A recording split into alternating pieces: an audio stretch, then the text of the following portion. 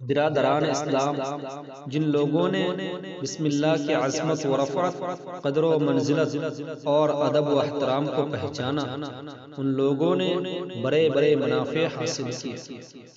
حضرت بشر حافی رحمۃ اللہ علیہ کے نام سنے ہوں گے، مگر ابتدائی حالت ان کی بڑی خراب تھی، شراب میں مست رہتے تھے۔ ایک دن وہ شراب خانے کی طرف چلے جا رہے تھے، راستے میں ایک کاغذ کا ٹکڑا ملا جس میں بسم اللہ الرحمن الرحیم لکھا ہوا تھا۔ بشر حافی نے اس کو محبت سے اٹھایا اور اٹھا کر آنکھوں سے لگایا، تعظیم کے ساتھ اس کو عطر سے معطر کر کے کسی بلند مقام پر رکھ دیا، پھر شراب پی کر شراب خانے میں سو گئے۔ چنانچہ حضرت حسن بصری کو اللہ کی طرف سے الہام ہوا کہ بشر حافی کو بشارت سنا دو کہ تم نے ہمارے نام کو معطر کر کے جو تعظیماً بلند مقام پر رکھا، ہم نے اس کے عوض تمہارا مقام بلند کر دیا، تمہارے گناہوں کو معاف کر دیا۔ تو نے میرے نام کی تعظیم کی، میں نے تیری عزت کو بڑھا دیا۔ گویا کہ آن کی آن میں شرابی سے بدل کر ایک بہت بڑے ولی کامل بنا دیا۔ حضرات، بشر حافی کو حافی اس لیے کہتے ہیں کہ ننگے پاؤں رہتے تھے۔ انہوں نے پڑھا تھا وَالْأَرْضَ فَرَشْنَاهَا فَنِعْمَ الْمَاهِدُونَ کہ زمین کو اللہ تعالیٰ نے اپنے کلام میں فرش کہا ہے، اس لیے انہوں نے شاہی فرش پر جوتا پہن کر چلنا ادب کے خلاف سمجھا۔ چنانچہ کتاب میں لکھا ہے کہ بشر حافی جس راستے سے گزرتے تھے، اگر اس طرف پاخانہ غلاظت گندگی پڑی ہوتی تو اللہ تعالیٰ حکم فرماتے، یہ زمین میرا بندہ بشر حافی آ رہا ہے، اس گندگی کو نگل جا۔ زمین فوراً اس غلاظت و گندگی کو نگل جاتی۔ دوستو، بشر حافی کو یہ مقام بسم اللہ الرحمن الرحیم کے ادب و احترام کی وجہ سے ملا۔ حضرت جابر رضی اللہ عنہ کی روایت ہے کہ اللہ تعالیٰ نے اس بات کا اعلان فرما دیا کہ کسی چیز پر بھی اللہ کا نام یعنی بسم اللہ پڑھی جائے گی، اس میں ضرور برکت ہوگی، اس میں لازم برکت ہوگی۔ اللہ رب العزت نے بسم اللہ الرحمن الرحیم کو ہر بلا اور مصیبت کے لیے ذریعہ امن اور ہر مرض کے لیے دوا بنایا، اور شیطان مردود سے حفاظت کا ذریعہ بنایا۔ سیرت کے کتابوں میں لکھا ہے کہ حضرت خالد بن ولید نے ملک شام میں ایک قلعہ کا محاصرہ کر لیا۔ قلعہ والوں نے پیغام بھیجا کہ تم دین اسلام کے حق ہونے کی کوئی نشانی بتلاؤ تو ہم لوگ ابھی مسلمان ہو جائیں گے۔ چنانچہ حضرت خالد بن ولید نے کہا کہ تم میرے پاس زہر قاتل لے آؤ۔ وہ لوگ ایک شیشی بھر کر خطرناک زہر لے آئے، اور حضرت خالد بن ولید نے سب لوگوں کے سامنے بسم اللہ الرحمن الرحیم پڑھ کر زہر کی پوری شیشی پی گئی۔ زہر کا کچھ بھی اثر نہ ہوا۔ یہ دیکھ کر سب لوگ حیران اور پریشان ہو گئے۔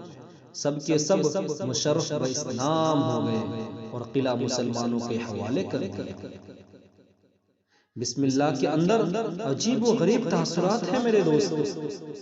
ایک روایت میں ہے قیصر روم کے بادشاہ کے سر میں درد ہوا، اور درد اس قدر بڑھا کہ کسی طرح ختم نہ ہوتا تھا۔ طرح طرح کے علاج کیے، لاچار اور مجبور ہو کر قیصر روم نے امیر المؤمنین خلیفۃ المسلمین حضرت عمر فاروق رضی اللہ عنہ کو خط لکھا، تو حضرت عمر فاروق نے ایک ٹوپی بھیج دی، اس کو پہنا لیا کرو، اس کو تم پہن لیا کرو، درد نہیں ہوگا۔ چنانچہ قیصر روم جب اس ٹوپی کو پہنا درد دور ہو جاتا، اور جب سر سے اتار دیتا تو پھر درد شروع ہو جاتا۔ لوگوں کو تعجب ہوا کہ اس ٹوپی میں کیا عجیب تاثرات ہیں۔ قیصر روم نے اس کو کھول کر دیکھا کہ اس میں ایک کاغذ کا ٹکڑا ہے جس پر بسم اللہ الرحمن الرحیم لکھا ہوا ہے۔ تب ان کو معلوم کہ بسم اللہ کی برکت اور تاثیر ہے کہ درد ختم ہو جاتا ہے۔ چنانچہ نبی کریم صلی اللہ علیہ وسلم فرماتے ہیں کہ شب معراج میں مجھے ایک مقام سے نہایت ہی اعلیٰ اور عمدہ خوشبو آنے لگی۔ میں نے پوچھا یہ خوشبو کیسی ہے؟ جواب ملا کہ فرعون کی لڑکی کے مشافہ کنگھی کرنے والی عورت اور اس کے اولاد کی محل کی خوشبو ہے۔ فرعون کی شہزادی کو کنگھی کرتے ہوئے اس کے ہاتھ سے اتفاقاً کنگھی زمین پر گر پڑی تو اس کے زبان سے بے ساختہ بسم اللہ نکل گیا، تو اس پر شہزادی نے اس سے کہا اللہ تو میرا باپ ہے۔ اس نے جواب دیا نہیں، بلکہ اللہ وہ ہے جو مجھے اور تجھے اور فرعون کو روزی دیتا ہے۔ اس نے کہا اچھا کیا تم میرے باپ کے سوا کسی اور کو اپنا رب مانتی ہے؟ اس نے جواب دیا ہاں، میرا اور تیرا اور تیرے باپ سب کا رب اللہ تعالی ہی ہے۔ اس نے باپ سے کہلوایا، وہ سخت غضبناک ہوا اور اس وقت اس کو دربار میں بلایا اور کہا کہ تم میرے سوا کسی اور کو اپنا رب مانتی ہے؟ اس نے کہا ہاں، میرا اور تیرا رب اللہ تعالی ہی ہے جو بلندیوں اور بزرگوں والا ہے۔ فرعون نے اسی وقت حکم دیا کہ تانبے کی جو گائے بنی ہوئی ہے اسے خوب تپایا جائے، اور جب آگ جیسی ہو جائے تو اس کے بچوں کو ایک ایک کر کے اس میں ڈال دیا جائے اور آخر میں خود اسے بھی ڈال دیا جائے۔ چنانچہ جب وہ گرم کی گئی، جب آگ جیسی ہو گئی تو حکم دیا کہ اس بچے کو ایک ایک کر کے ڈالنا شروع کرو۔ اس نے کہا بادشاہ ایک درخواست میری منظور کرو، وہ یہ کہ میری اور میرے ان بچوں کی ہڈیاں ایک ہی جگہ ڈالنا۔ اس نے کہا اچھا، تیرے جو کچھ حقوق ہمارے ذمے ہیں اس لیے درخواست منظور ہے، تمہارے بہت حقوق ہمارے ذمے ہیں اس لیے درخواست منظور ہے۔ جب سب بچے اس میں ڈال دیے گئے اور جب جل کر راکھ ہو گئے تو سب سے چھوٹے کی باری آئی جو ماں کی چھاتی سے لگا ہوا دودھ پی رہا تھا۔ فرعون ظالم کے سپاہیوں نے جب اسے گھسیٹا تو اس نیک بندی کی آنکھوں تلے اندھیرا چھا گیا، اور اللہ تعالیٰ نے اس بچے کو اسی وقت زبان دے دی اور اس بچے نے بلند آواز کے ساتھ کہا اماں جان افسوس نہ کرو، اماں جان ذرا بھی پریشان مت ہو، حق تعالیٰ پر جان دینا ہی سب سے بڑی نیکی ہے۔ چنانچہ اسے بھی صبر آ گیا اور آخر میں ان بچوں کے ساتھ ماں کو بھی آگ میں ڈال دیا۔ حضرت جبریل علیہ السلام نے نبی کریم صلی اللہ علیہ وسلم سے فرمایا یہ خوشبو کی مہک اس کی جنتی محل سے آ رہی ہے، یعنی قبر سے۔ حضرات، علامہ فخر الدین رازی رحمت اللہ علیہ نے تفسیر کبیر میں لکھا ہے، تفسیر کبیر جلد اول صفحہ نمبر 168 پر لکھا ہے کہ فرعون نے دعویٰ الوہیت کرنے سے پہلے ایک مکان بنایا تھا اور اس کے بیرونی دروازے پر بسم اللہ الرحمن الرحیم لکھی ہوئی تھی۔ جب اس نے خدائی دعویٰ کیا اور حضرت موسیٰ علیہ السلام نے اس کو تبلیغ کی تو اس نے قبول نہ کی، تو حضرت موسیٰ علیہ السلام نے اس کے حق میں بد دعا کی، خداوند تو نے اس خبیث کو کس لیے مہلت دی؟ وحی آئی اے موسیٰ یہ تو ہے اس قابل کہ اس کو ہلاک و برباد کر دیا جائے، لیکن اس کے دروازے پر بسم اللہ الرحمن الرحیم لکھی ہوئی ہے جس کی وجہ سے وہ عذاب سے بچا ہوا ہے۔ دوستو، اسی وجہ سے فرعون پر گھر میں عذاب نہیں آیا بلکہ وہاں سے نکال کر دریا میں غرق کر دیا گیا۔ سبحان اللہ، جب ایک کافر کا گھر بسم اللہ الرحمن الرحیم کی وجہ سے عذاب سے بچ گیا تو اگر کوئی مسلمان اس کو اپنے دل اور دماغ اور زبان پر لکھ لے تو کیوں نہ عذاب الہی سے محفوظ رہے۔ اسلام نے ہر کام کو اللہ کے نام سے شروع کرنے کی ہدایت دے کر انسان کی پوری زندگی کا رخ اللہ تعالیٰ کی طرف اس طرح پھیر دیا کہ ہر قدم قدم پر اس حلف اور وفاداری کی تجدید کرتا رہا۔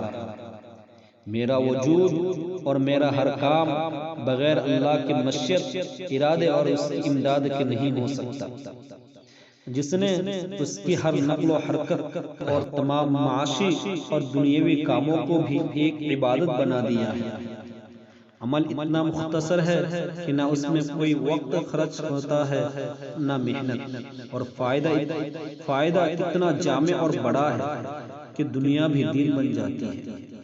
ایک کافر بھی کھاتا پیتا ہے اور ایک مسلمان بھی، مگر مسلمان اپنے لقمے سے پہلے بسم اللہ کہہ کر یہ اقرار کرتا ہے کہ یہ لقمہ زمین سے پیدا ہونے سے لے کر پک کر تیار ہونے تک آسمان و زمین، سیاروں اور ہوا اور فضائے مخلوقات کی طاقتیں، پھر لاکھوں انسانوں کی محنت صرف ہو کر تیار ہوا ہے، اس کا حاصل کرنا میرے بس میں نہ تھا۔ اللہ تعالیٰ ہی کی ذات ہے جس نے ان تمام مراحل سے گزار کر یہ لقمہ یا یہ گھونٹ مجھے عطا فرمایا ہے۔ مومن اور کافر سوتے جاگتے بھی ہیں، چلتے پھرتے بھی ہیں، مگر مومن سونے سے پہلے اور بیدار ہونے کے وقت اللہ تعالیٰ کا نام لے کر اللہ تعالیٰ کے ساتھ اس طرح اپنے ربط کی تجدید کرتا ہے جس سے یہ تمام دنیاوی اور معاشی ضرورتیں ذکر خدا بن کر عبادت میں لکھی جاتی ہیں۔ مومن سوار پر سوار ہوتے ہیں تو بسم اللہ کہہ کر یہ شہادت دیتا ہے کہ اس سواری کا پیدا کرنا یا مہیا کرنا، پھر اس کو میرے قبضے میں دینا انسان کی قدرت سے باہر ہے۔ اللہ رب العزت ہی کے بنائے نظام محکم کا کام ہے۔ یہ کہیں کی لکڑی، کہیں کا لوہا، کہیں کی مختلف دھاتیں، کہیں کے کاریگر، کہیں کے چلانے والے، سب کے سب میرے خدمت میں لگے ہوئے ہیں۔ چند پیسے یا روپے خرچ کرنے سے اتنی بڑی خلق خدا کی محنت کو ہم اپنے کام میں لا سکتے ہیں، اور وہ پیسے بھی ہم اپنے ساتھ کہیں سے نہیں لائے، بلکہ اس کے حاصل کرنے کے تمام اسباب بھی اس کے پیدا کیے ہوئے ہیں۔ غور کریں کہ اسلام کے صرف ایک آیت ہی ہے جس کو بسم اللہ الرحمن الرحیم سے شروع کرنے سے اتنی